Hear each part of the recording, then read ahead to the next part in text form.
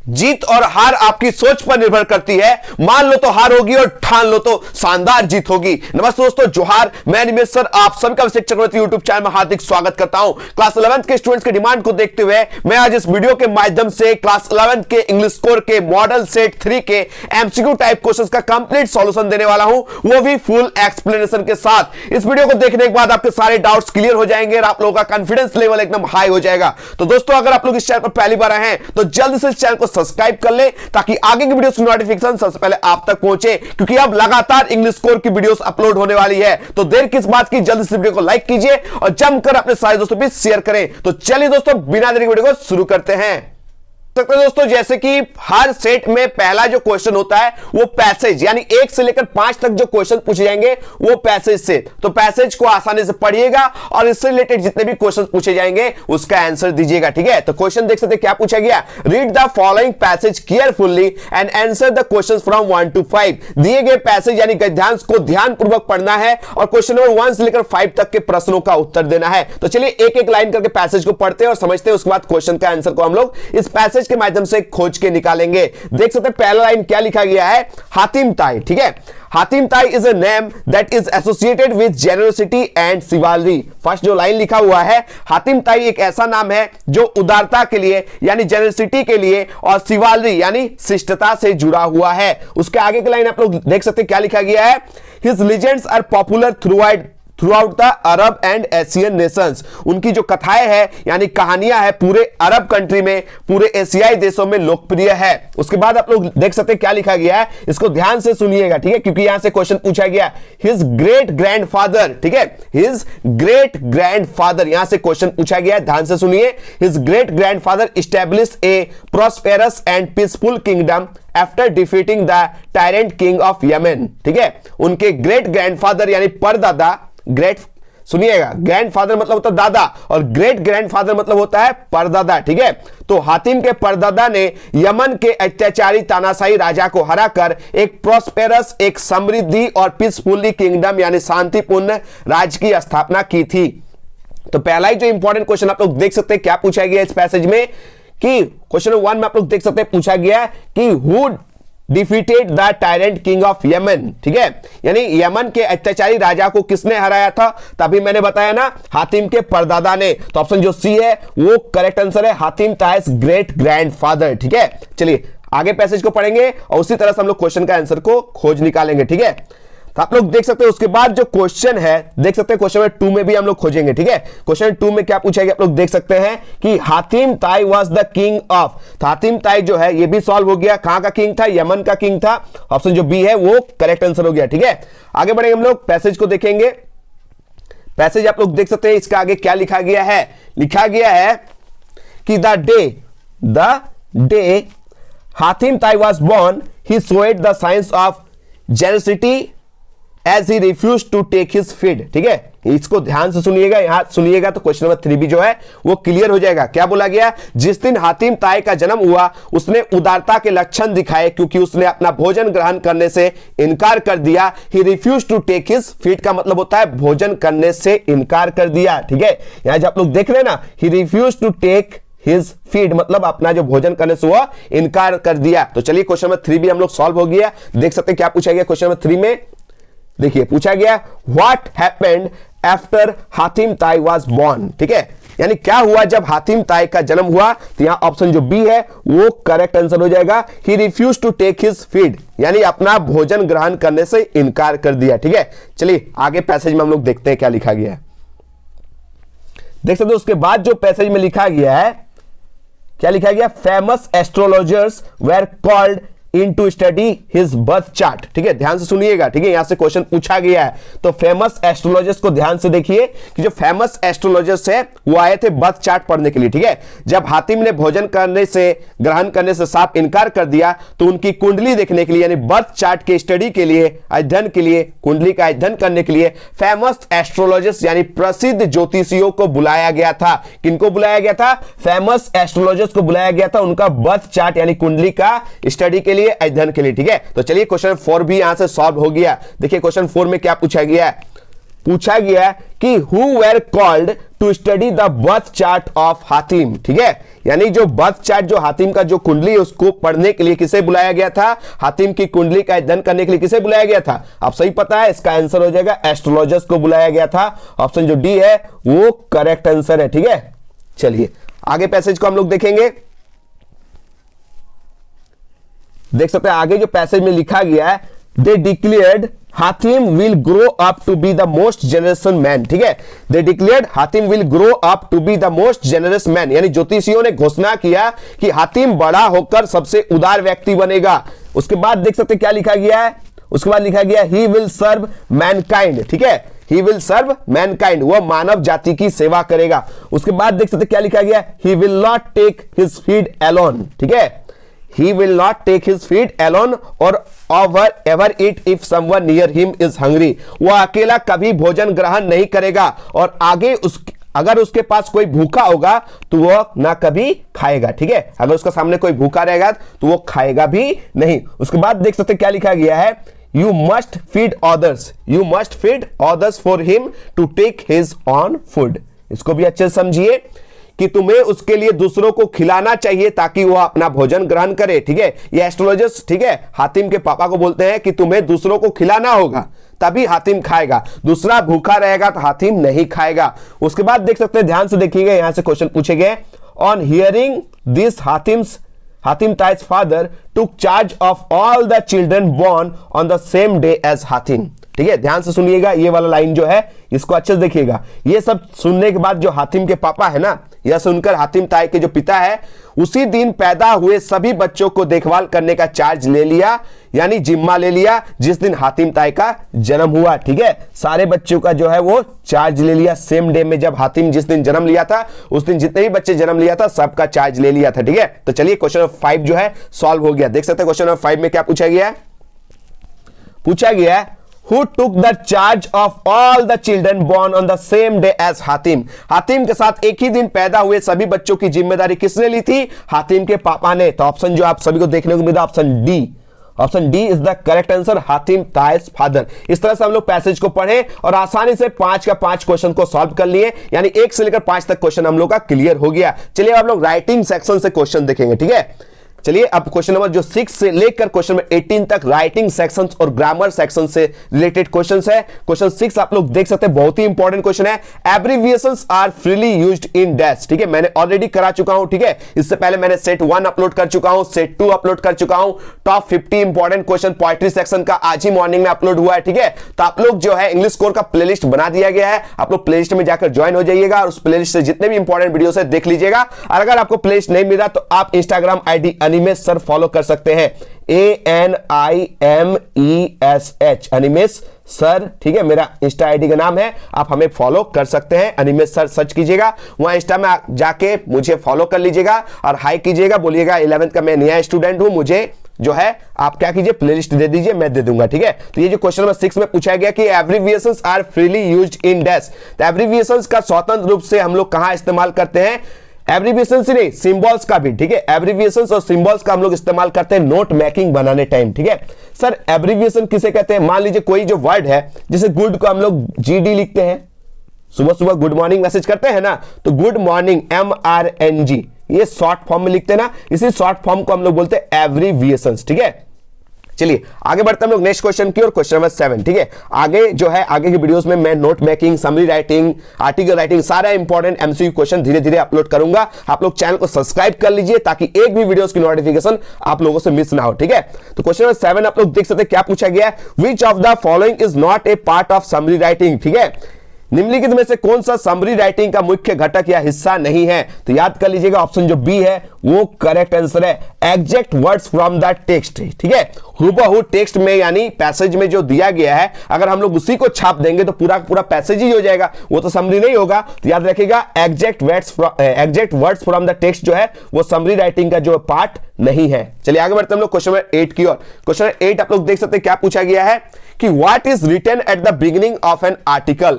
Article यानी लेख की शुरुआत में क्या लिखा जाता है? तो जब हम लोग आर्टिकल राइटिंग लिखेंगे तो सबसे पहले हम लोग क्या लिखेंगे? ऑप्शन जो बी है वो करेक्ट आंसर है, टाइटल। क्या लिखेंगे? टाइटल लिखेंगे, यानी हेडिंग लिखेंगे। सबसे पहले शीर्षक देंगे हम लोग कि किस टॉपिक पे ये आर्टिकल है, ठीक है। तो आर्टिकल की शुरुआत में टाइटल यानी हेडिंग लिखा जाता है, ठीक है। आगे बढ़ते हम लोग क्वेश्चन नंबर 9 में।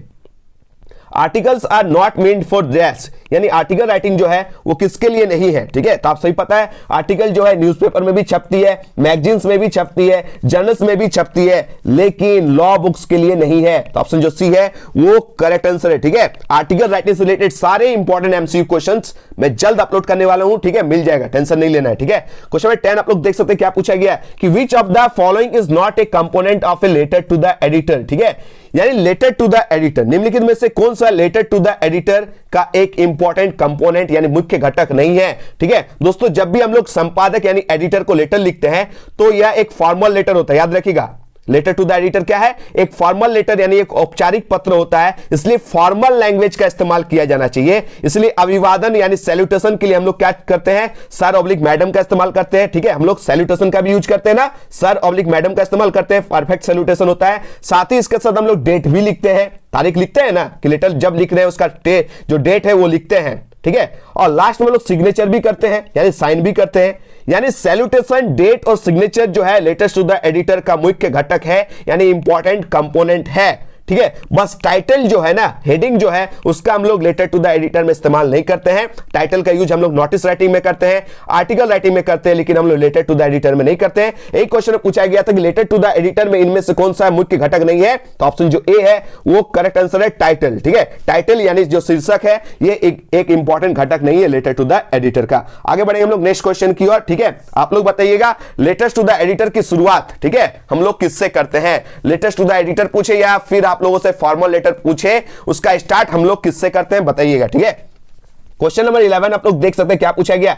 इन रिपोर्ट राइटिंग, कौन सा? रिपोर्ट राइटिंग में, ठीक है, narration of the event is always written in dash. Report लेखन में घटना का विवरण जो है हमेशा किसमें लिखा जाता है? आप सही पता है, मैं ऑलरेडी ये करवा चुका हूं, इमीडिएट पास्ट फॉर्म में। ऑप्शन जो बी है वो करेक्ट आंसर है, इमीडिएट पास्ट फॉर्म में, ठीक है। आगे बढ़ेंगे हम लोग क्वेश्चन नंबर 12 की ओर। क्वेश्चन 12 आप लोग देख सकते हैं क्या पूछा गया कि we should not include dash in report writing. ये भी मैं करा चुका हूं कि रिपोर्ट राइटिंग जब हम लोग लिखेंगे तो इनमें से किस चीज का इस्तेमाल हम लोग रिपोर्ट राइटिंग में नहीं करेंगे। तो पर्सनल कमेंट्स का हम लोग रिपोर्ट राइटिंग में इस्तेमाल नहीं करते हैं, निजी कमेंट्स का हम लोग इस्तेमाल नहीं करते हैं, ठीक है। यानी व्यक्तिगत टिप्पणी का हम लोग रिपोर्ट राइटिंग में इस्तेमाल नहीं करते हैं। आगे बढ़ेंगे हम लोग क्वेश्चन नंबर 13 की ओर। क्या पूछा गया? Many teachers complain about their students dash days, ठीक है। ये ग्रामर सेक्शन से क्वेश्चन है कि मैनी टीचर्स जो है कंप्लेन कर रहा है अपने स्टूडेंट्स का इन दिनों, ठीक है। तो इन दिनों का आंसर क्या हो जाएगा? ऑप्शन जो बी है वो करेक्ट आंसर है, दीज। क्या हो जाएगा? दीज, ठीक है। Many teachers complain about their students these days,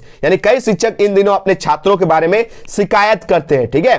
तो क्लियर हो गया, सिंपल प्रेजेंट में सेंटेंस था, ठीक है। आगे बढ़ सकते हैं हम लोग नेक्स्ट क्वेश्चन की ओर। Question 14, Ravi is not at home.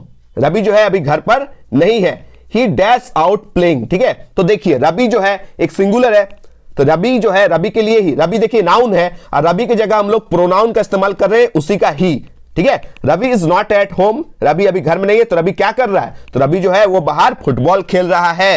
तो ही के साथ या तो हम इज लगाएंगे या फिर हम लोग वाज लगाएंगे। क्या लगाएंगे?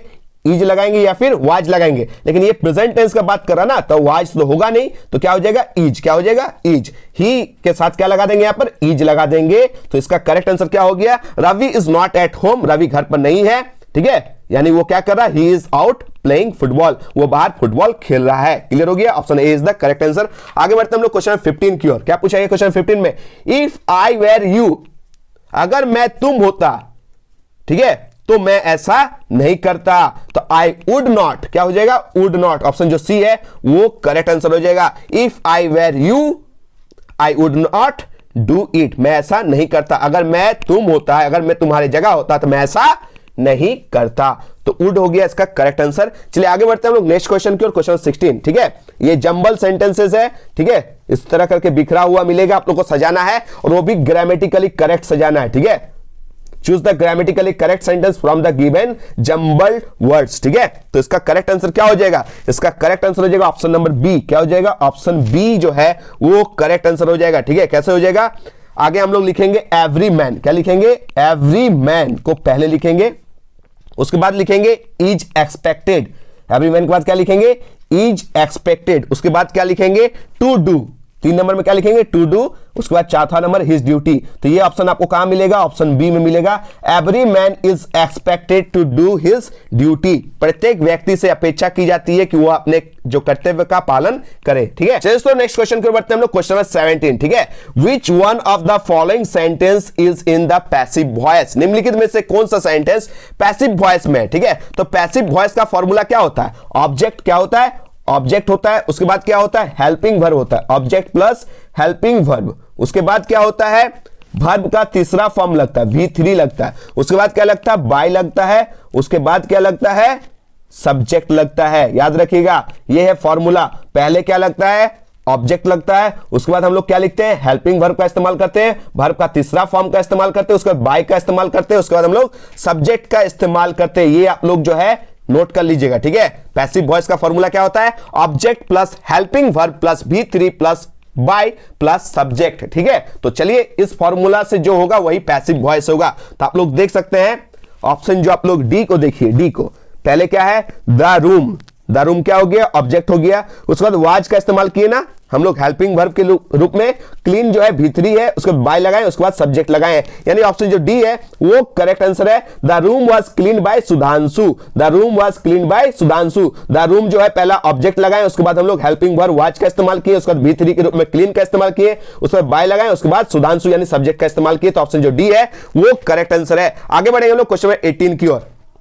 देख सकते हैं क्वेश्चन नंबर 18 में क्या पूछा गया है, the correct passive voice of the librarian gave me book, यहां पर गैव मी ए बुक होना चाहिए था, क्या होना चाहिए था गैव मी ए बुक। इस सेंटेंस जो है यह सेंटेंस सिंपल पास्ट में है, बट यहां गैव मी के बाद क्या होना चाहिए था ए होना चाहिए था। ठीक है, तो चलिए इसका करेक्ट जो आंसर हो जाएगा ऑप्शन नंबर जो है ए, क्या हो जाएगा ऑप्शन जो ए है वो करेक्ट आंसर हो जाएगा। I was given a book by the librarian. ठीक है, पहले हम लोग क्या बोले आई वॉज, ठीक है, ये जो मी है वो आई में कन्वर्ट हो जाएगा। ठीक है, मी जो है वो आई में कन्वर्ट हो जाएगा, तो I was given a book by the librarian. ठीक है, चलिए आगे बढ़ेंगे हम लोग क्वेश्चन नंबर 19 की ओर। ठीक है दोस्तों, क्वेश्चन नंबर 19 से लेकर एकदम क्वेश्चन नंबर 40 तक आप लोगों के टेक्स्ट बुक हॉर्नबिल और स्नैपशॉट से क्वेश्चन पूछे गए हैं। ठीक है, यानी एक बुक का नाम है हॉर्नबिल और एक बुक का नाम है स्नैपशॉट। ठीक है, तो हॉर्नबिल के जो पोएट्री सेक्शन के जितने भी पोएम के इंपॉर्टेंट क्वेश्चन था उसका ऑलरेडी मैंने सुबह में एक वीडियो दे दिया था, ऑल इन वन वाली सीरीज था, जिसमें एक ही वीडियो के माध्यम से टॉप 50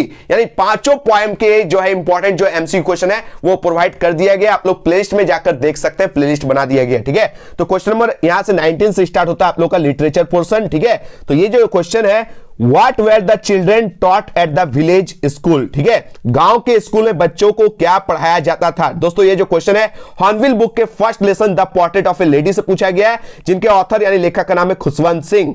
इस लेसन को मैंने अच्छे से समझाया है और इस लेसन से रिलेटेड सारे इंपॉर्टेंट जो एमसीक्यू क्वेश्चन मैं प्रोवाइड कर चुका हूं, आप लोग जाकर प्लेलिस्ट में देख सकते हैं। ठीक है, टोटल इंपॉर्टेंट क्वेश्चन इस चैप्टर के अपलोड है। तो यहां पे जो क्वेश्चन पूछा गया कि गांव के स्कूल में बच्चों को क्या पढ़ाया जाता था, तो यहां पर करेक्ट आंसर हो जाएगा ऑप्शन नंबर डी। क्या हो जाएगा ऑप्शन डी, यानी अल्फाबेट भी और प्रेयर भी और अल्फाबेट, यानी ऑप्शन जो डी है वो करेक्ट आंसर है। ठीक है, मैंने अच्छे से बताया था कि जब लेखक यानी खुशवंत सिंह गांव में अपने दादी के साथ रहते थे, तब खुशवंत सिंह और उनकी दादी एक साथ स्कूल जाते थे, क्योंकि स्कूल जो है मंदिर के साथ अटैच था, जुड़ा हुआ था, जहां जो प्राइस्ट है यानी पुजारी है वो अल्फाबेट और मॉर्निंग प्रेयर सिखाते थे। याद रखिएगा। ठीक है, तो ये जो करेक्ट आंसर हो जाएगा option number D, both A and C. चलिए आगे बढ़ते हम लोग नेक्स्ट क्वेश्चन की ओर। क्वेश्चन नंबर 20 देख सकते हैं। क्वेश्चन नंबर 20 में क्या पूछा गया है कि what would the author's grandmother feed the sparrows with. ठीक है, लेखक की दादी स्पैरोस यानी गोरैया पक्षियों को क्या खिलाती थी, तो ऑप्शन जो ए है वो करेक्ट आंसर है ब्रेड। ठीक है, दादी आमतौर पर आफ्टरनून यानी दोपहर में, ठीक है, स्पैरोस पक्षी को खाना खिलाती थी, बरामदे में बैठी जाती थी और ब्रेड को छोटे छोटे टुकड़ों में करती थी। ठीक है, और पक्षियों को खिलाती थी। जब दादी सिटी में शिफ्ट कर गई थी तब, ठीक है, लेकिन जब गांव में थी ना दादी, तो गांव में गोरैया पक्षियों को नहीं खिलाया करती थी, वहां पे विलेज डॉग्स को खिलाया करती थी। किसको? विलेज डॉग्स को, यानी गांव के जो कुत्ते होते थे उन्हें खिलाया करती थी, लेकिन वहां ब्रेड नहीं खिलाती थी, वहां चपातियां खिलाती थी। ठीक है, अगर क्वेश्चन आपसे पूछा जाएगा, स्पैरो पूछे तो आप लोग ब्रेड टिक कीजिएगा, अगर विलेज डॉग्स पूछे तो आप लोग चपाती टिक करके आइएगा। ठीक है, ये जो स्पैरो है ये सिटी में जब गई थी तब स्पैरो को खिलाती थी, और गांव में जब थी तो वो कुत्तों को खिलाती थी चपाती। ठीक है, आप लोग का डाउट क्लियर हो गया। ठीक है, आगे बढ़ते हम लोग नेक्स्ट क्वेश्चन की और question number 21। Khushwant Singh grandfather was an old man who used to wear dash. देखिए खुशवंत सिंह के दादाजी के बारे में उतना तो स्टोरी में नहीं बताया गया, बस एक फोटो उनका लटकाया हुआ था, ठीक है। तो बस उसमें यह क्वेश्चन पूछा गया है कि खुशवंत सिंह के दादाजी एक वृद्ध व्यक्ति थे जो क्या पहनते थे, तो फोटो में दिखाया गया था क्या, बिग टर्बन, ठीक है। ऑप्शन जो बी है वो करेक्ट आंसर है, याद रखिएगा। यानी एक बड़ी सी पगड़ी पहनते थे और लूज फिटिंग क्लोथ पहनते थे, यानी ढीले ढाले कपड़े पहनते थे, ठीक है। क्लियर होगी आप सभी को। चलिए आगे बढ़ते हम लोग नेक्स्ट क्वेश्चन की ओर।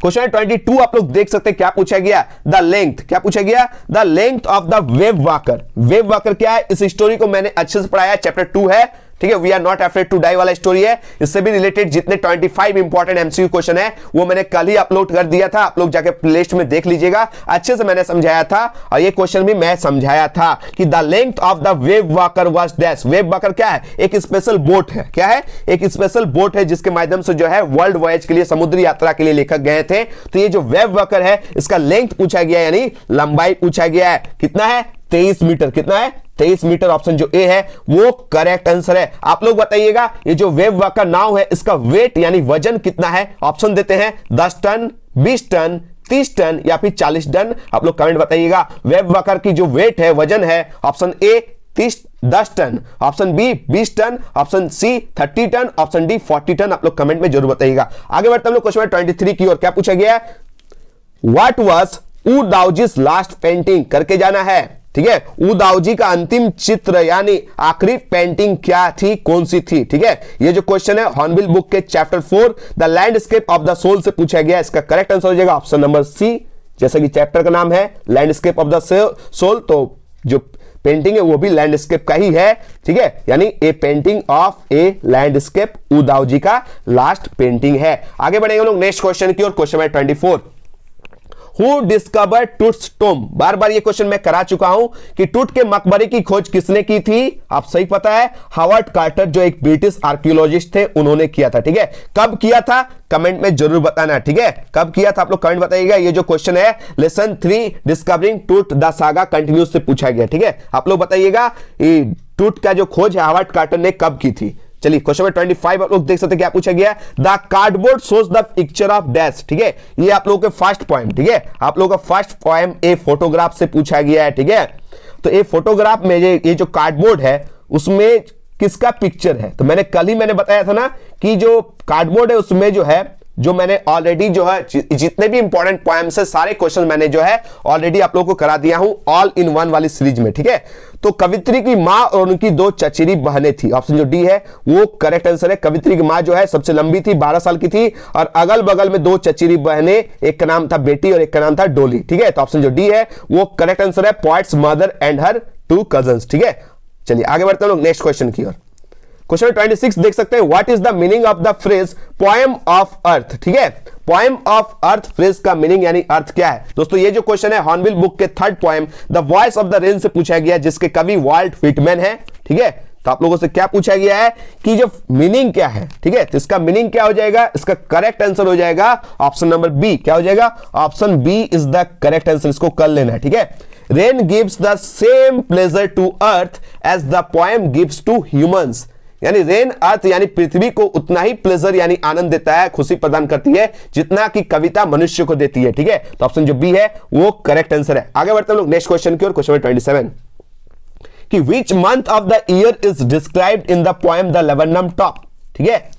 द लवन्नम टॉप कविता में किस मंथ यानी महीने का जिक्र किया गया है, ठीक है। ऑप्शन सी सितंबर महीना का। और सितंबर महीना में सनलाइट कैसा होता है आप लोग कमेंट में बताइएगा। द लवन्नम टॉप में एक पक्षी का नाम आया है, उस पक्षी का नाम क्या था वो भी आप लोग बताइएगा। द लवन्नम टॉप कविता में, ठीक है, पूरा दिन का किसका जिक्र किया गया, आफ्टरनून का या मॉर्निंग का या फिर नाइट का, आप लोग कमेंट में बताइएगा, ठीक है। आगे बढ़ेंगे हम लोग नेक्स्ट क्वेश्चन की ओर। क्वेश्चन नंबर 28 क्या पूछा गया, what is hidden in an infants face, ठीक है। इन्फेंट यानी शिशु, शिशु के फेस यानी चेहरे पर क्या छुपा हुआ होता है, आप सही पता है, ये भी मैंने अच्छे से समझाया था। चाइल्डहुड जो पोएम है उससे ये क्वेश्चन पूछा गया है। तो एक इन्फेंट के फेस में क्या छिपा हुआ रहता है, ऑप्शन जो डी है वो करेक्ट आंसर होना चाहिए, लॉस्ट चाइल्डहुड, यानी खोया हुआ बचपन जो है वो छिपा हुआ होता है। क्लियर हो गया, क्या छिपा हुआ रहता है, खोया हुआ बचपन, ठीक है। चलिए आगे बढ़ते हैं लोग नेक्स्ट क्वेश्चन की और। क्वेश्चन नंबर 29 क्या पूछा गया, क्वेश्चन नंबर 29 में according to the poem father to son who have lived in the same house for years। Father to son जो कविता है उसके अनुसार कौन सालों से एक ही घर में जो है रहते थे, तो आप सही पता है, जैसा कि पोएम का नाम है उसी तरह आंसर भी देना है, फादर एंड द सन। ठीक है, पिता और पुत्र जो है एक ही घर में सालों से रहते थे, स्ट्रेंजर्स की तरह, अजनबियों की तरह। ठीक है, आगे बढ़ेंगे हम लोग क्वेश्चन नंबर 30 की ओर। क्वेश्चन नंबर 30 में क्या पूछा गया है, सेंसुई लिटरेरी मीन्स, सेंसुई जो है उसका शाब्दिक अर्थ क्या होता है, तो याद रखेगा माउंटेन वाटर। क्या, माउंटेन वाटर, ऑप्शन जो ए है वो करेक्ट आंसर है। ये जो क्वेश्चन है हॉर्नबिल के lesson 4 landscape of the soul से पूछा गया है कि सेंसुई का जो लिटरली मीन्स क्या होता है, माउंटेन वाटर होता है। कर लीजिएगा क्लियर। आगे बढ़ते हम लोग क्वेश्चन नंबर 31 की ओर। Taplow is a boy of dash, Taplow जो है वो कितने साल का लड़का था, वो 16 साल का था। कितने साल का था, 16 साल का था। ऑप्शन जो सी है वो करेक्ट आंसर है। ये जो क्वेश्चन आप सही पता है हॉर्नबिल बुक के लेसन 6 द ब्राउनिंग वर्जन से पूछा गया है। आगे बढ़ते हम लोग क्वेश्चन 32 की ओर। Professor Gaitonde entered Fox building to meet his dash, ये जो प्रोफेसर गाइटोंडे है किससे मिलने के लिए फॉक्स बिल्डिंग में गया था, अपने बेटे के साथ। ठीक है, अपना बेटे से मिलने गया था। बेटा का नाम क्या है आप लोग कमेंट बताइएगा, क्योंकि मैंने कल समझाया था ये वीडियो। ठीक है, मॉडल सेट 2 में जो है इसके बारे में डिटेल में जानकारी दिया था। बेटे से मिलने गया था, अब बेटा का नाम क्या आप लोग कमेंट बताइएगा। ठीक है, आगे बढ़ सकते हैं हम लोग क्वेश्चन नंबर 33 की ओर। क्वेश्चन 33 आप लोग देख सकते हैं क्या पूछा गया, where did the narrator Nick Middleton meet Norbu. ठीक है, नरेटर जो है निक मिडिल्टन नोरबू से कहां मिले थे, तो डार्चेन में। कहां, डार्चेन में। ऑप्शन जो सी है वो करेक्ट आंसर। ठीक है, ये जो क्वेश्चन है हॉर्नबिल बुक के लेसन 8 सिल्क रोड से पूछा गया है। और सिल्क रोड जो है बहुत ही इंपॉर्टेंट चैप्टर, आप लोग कर लीजिएगा। ठीक है, आगे बढ़ेंगे हम लोग। अब जो क्वेश्चन नंबर 34 से लेकर क्वेश्चन नंबर 40 तक आप लोगों के सेकंड टेक्स्ट बुक यानी स्नैपशॉट से क्वेश्चन पूछा गया है। तो 34 नंबर क्वेश्चन देख सकते क्या पूछा गया है, व्हाट वाज मुराद डिजायर। ये जो मुराद है ना उसकी इच्छा क्या थी, तो मुराद की बस एक ही इच्छा थी, टू राइड ए हॉर्स। ठीक है, to ride a horse. Option जो सी है वो करेक्ट आंसर है, घोड़े की सवारी करना। ठीक है, आराम और मुराद दोनों का यही इच्छा था। ठीक है, ये जो क्वेश्चन है आप लोग की बुक जो है 2 है उसी का first chapter the summer of the beautiful white horse से पूछा गया है। आप लोग बताइएगा the summer of the white beautiful जो हॉर्स है उसके चैप्टर के लेखक का नाम क्या है, आप लोग कमेंट बताइए। तो क्वेश्चन 35 आप लोग देख सकते हैं क्या पूछा गया, the narrator daughter of Mrs S. जो नरेटर है जो मिसेस एस की डॉटर है, ठीक है, मिसेस एस की डॉटर है, visits the address. The narrator जो मिसेस एस की डॉटर यानी बेटी है वो किस पते पर जाती है, तो आप सही पता है द एड्रेस चैप्टर से ये क्वेश्चन पूछा गया है। तो एड्रेस तो करके जाना है। एड्रेस का नाम क्या है दोस्तों, at house number 46, at house number 46 Marconi street, यही एड्रेस का नाम है। इस पते पर जो है मिसेस एस की डॉटर जो है बेटी है वो 2 बार जाती है। ठीक है, कितने बार जाती है, 2 बार जाती है। इस लेसन का नाम है द एड्रेस। आप राइटर का नाम आप लोग कमेंट में बताइएगा। ठीक है, आगे बढ़ते हैं हम लोग क्वेश्चन 36 की ओर। क्वेश्चन 36 में क्या पूछा गया, वेयर डिड रंगा गो टू स्टडी। ये जो रंगा है इंपॉर्टेंट कैरेक्टर है, ये पढ़ने के लिए कहां जो है गया था, ये पढ़ने के लिए बैंगलोर गया था। कहां गया था, बैंगलोर गया था। ऑप्शन जो सी है वो करेक्ट आंसर है। ठीक है, आप लोग रंगा के विलेज का नाम, गांव का नाम कमेंट में बताइएगा। ठीक है, चलिए आगे बढ़ सकते हैं हम लोग नेक्स्ट क्वेश्चन की ओर। क्वेश्चन नंबर 37 क्या पूछा गया है कि who was Einstein's history teacher. ये जो अल्बर्ट आइंस्टीन है उनके हिस्ट्री के टीचर का नाम क्या था। ठीक है, कौन थे उनके हिस्ट्री के टीचर, तो ऑप्शन जो सी है वो करेक्ट आंसर है, मिस्टर बरून। ठीक है, ऑप्शन जो सी है वो करेक्ट आंसर है, जो हिस्ट्री के टीचर थे। आगे बढ़ते हम लोग क्वेश्चन नंबर 38 की ओर। 38 में क्या पूछा गया, dash was strong and dominating. ठीक है, कौन स्ट्रॉन्ग और डोमिनेटिंग यानी प्रभावशाली थी। ठीक है, तो मिसेस फिट्जजेराल्ड जो है वो स्ट्रॉन्ग और डोमिनेटिंग कैरेक्टर थी। ठीक है, तो मिस्टर फिट्जजेराल्ड कहां मिल जाएगा, ऑप्शन नंबर ए। तो ऑप्शन जो ए है वो करेक्ट आंसर है। ठीक है, मजबूत और प्रभावशाली कैरेक्टर थी कौन, मिसेस फिट्जजेराल्ड। ठीक है, आगे बढ़ते हम लोग नेक्स्ट क्वेश्चन की ओर। Question number 39। क्वेश्चन 39 में क्या पूछा गया, Saeed suffered from which disease. ये जो साइद है, साइद किस बीमारी से पीड़ित थे, तो आप सही पता है कैंसर से। किससे, कैंसर से पीड़ित थे। ऑप्शन जो डी है वो करेक्ट आंसर है। आगे बढ़ते हैं आज का लास्ट और अंतिम question, question number 40। Who was Andrew Manson. ये जो एंड्रू मैनसन है ये कौन थे, तो एंड्रू मैनसन जो है एक पेशे से डॉक्टर थे, बाय प्रोफेशन ये एक डॉक्टर थे। ये जो आप सही पता है लेसन 7 बर्थ चैप्टर से पूछा गया है। आप लोग बताइएगा ये वीडियो कैसे लगा। ठीक है, आगे के वीडियोस कौन कौन से जो है आप लोग चाहिए टॉपिक बताइएगा, कमेंट बॉक्स में कर दीजिएगा। और किसी भी तरह का आपको क्वेश्चन पूछना है तो आप लोग Instagram ID Animesh sir search कीजिएगा, ANIMESH अनिमेश सर लिखिएगा, हम मिल जाएंगे। वहां आप बेझिझक मुझे पूछ सकते हैं, कोई भी डाउट होगा। ठीक है, और आप लोगों के लिए चैनल जो है प्लेलिस्ट बना दिया गया है, यानी इंग्लिश कोर का जितना भी वीडियोस अपलोड होगा प्लेलिस्ट में ऐड होते जाएगा। आप लोग प्लेलिस्ट विजिट करके आप लोग सारे इंपॉर्टेंट इंग्लिश कोर के वीडियोस देख सकते हैं। ठीक है, मॉडल सेट 1 कंप्लीट हो गया, मॉडल सेट 2 कंप्लीट हो गया, और आज मैंने इस वीडियो के माध्यम से मॉडल सेट 3 भी दे दिया। ऑल इन वन वाली सीरीज के माध्यम से पोएट्री सेक्शन के सारे इंपॉर्टेंट क्वेश्चन आप लोग को एक ही वीडियो के माध्यम से प्रोवाइड कर दिया। अब बारी है ग्रामर पोर्शन और जो है राइटिंग सेक्शन, और बुक 1 के चैप्टर्स और बुक 2 के चैप्टर्स को है ऑलरेडी मैं जो है अब बैक टू बैक देने वाला हूं। तो चैनल के साथ जुड़ जाइए, जल्द से सब्सक्राइब कर लीजिए और इस वीडियो को झारखंड के कोने कोने तक पहुंचाने का काम आप लोगों का है। बस इतना कर दीजिए। मिलते हैं एक नए वीडियो के साथ। धन्यवाद। जय हिंद, वंदे मातरम।